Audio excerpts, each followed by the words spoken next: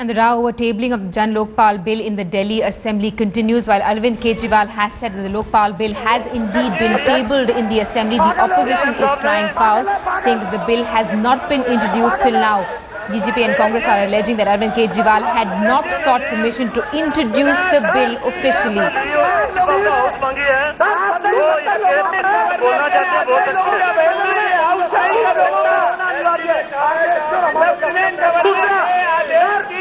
आप सीएम के इशारे पे काम कर रहे हैं। सीएम सुप्रीम नहीं है, हाउस से 43 सदस्य एक तरफ हैं और 26 लोग इनके एक तरफ हैं।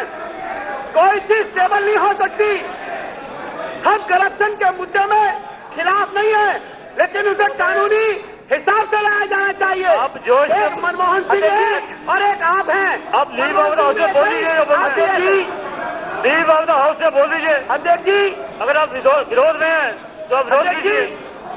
सर स्टैटिक गार्ड तो अध्यक्ष जी, स्टैटिक गार्ड सुनो।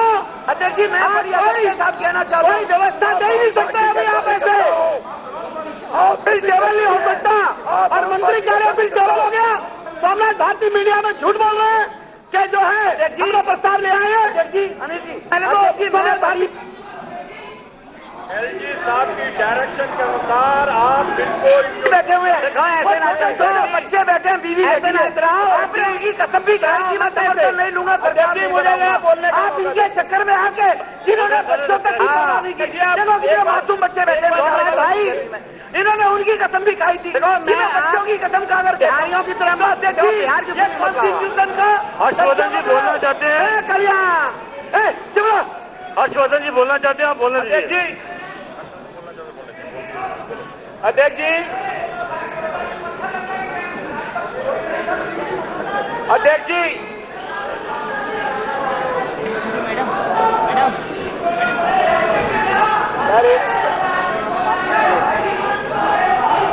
अध्यक्ष जी, अध्यक्ष जी, रमेश जी हर्षवर्धन जी बोल रहे हैं। रमेश जी हर्षवर्धन जी बोल रहे हैं, उनको सुन लीजिए। अध्यक्ष जी, मेरा ये डॉक्टर हर्षवर्धन जी बोल रहे हैं। अध्यक्ष जी, बड़ा एक हम्बल सबमिशन है, आप ध्यान से सुन लें। आप इस समय बहुत मर्यादित स्थान पर बैठे हैं और आप इस समय किसी पार्टी के नुमाइंदे नहीं हैं। आप हम सबके हितों के कस्टोडियन हैं, सभी मेंबर्स के राइट्स के। अभी आपने स्वयं दिल्ली के उपराज्यपाल महोदय के एक संदेश को यहां सारे सदन के बीच में रखा है। मैं इस जो उपराज्यपाल महोदय का इस सदन को संदेश है, वो संदेश ही अपने आप में इस सदन के लिए आदेश है, पहली बात। दूसरी बात, अगर आपको इस बारे में कोई डाउट है कि वो आदेश है या खाली संदेश है, तो आपको इस सदन से पूछना पड़ेगा कि ये, मेरे को डाउट है कि ये संदेश है या आदेश है। आप इस सदन से पूछ लीजिए। और अब मैं सिर्फ आपका इस संदेश के एक पैराग्राफ के ऊपर आपका ध्यान दिलाना चाहता हूं।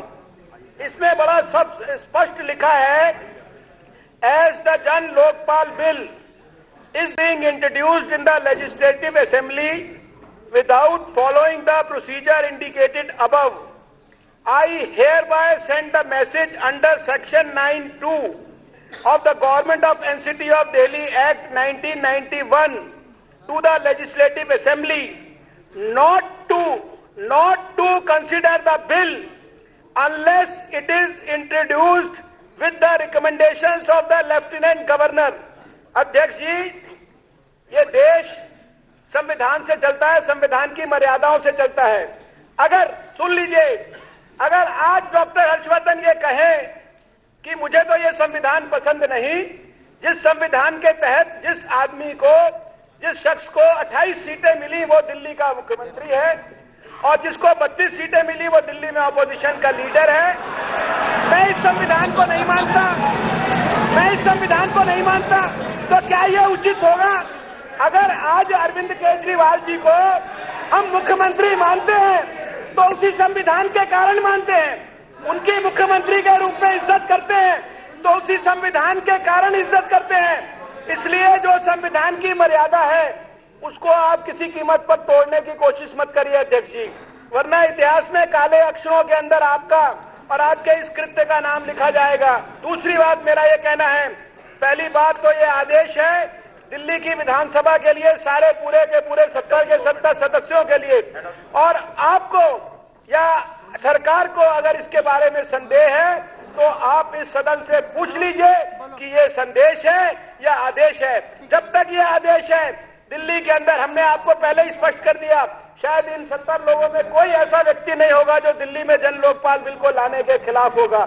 सबने इसको रिकॉर्ड पर कहा है, लेकिन संविधान की अवहेलना करके, संविधान की बेइज्जती करके, कानूनों की धज्जियां उड़ाकर और उपराज्यपाल महोदय को इस प्रकार से अपमानित करके, उनके संदेश और आदेश को अपमानित करके आप दिल्ली की इस विधानसभा के अंदर कोई चीज जोर जबरदस्ती करके ये नहीं कह सकते कि हम जो है इस बिल को इंट्रोड्यूस करेंगे।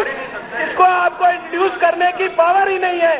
हमारा सिर्फ ये कहना है कि अगर आपको कोई किसी प्रकार का कंफ्यूजन है तो उस कंफ्यूजन को इस विधानसभा के इस हाउस के अंदर उसको स्पष्ट कर लीजिए, वरना गलत मैसेज आप देने की कोशिश मत करिए। ये स्वीकार नहीं करेगा ये सदन किसी भी कीमत पर, और अगर आप गलत मैसेज देने की कोशिश करेंगे तो इस सदन के पास इतनी भी ताकत है कि इस स्पीकर की कुर्सी पर बैठा हुआ व्यक्ति अगर संविधान की मर्यादाओं की रक्षा नहीं करेगा तो संविधान की मर्यादाओं की रक्षा करने के लिए दूसरे स्पीकर को भी यहां पर बैठने के लिए कहा जा सकता है।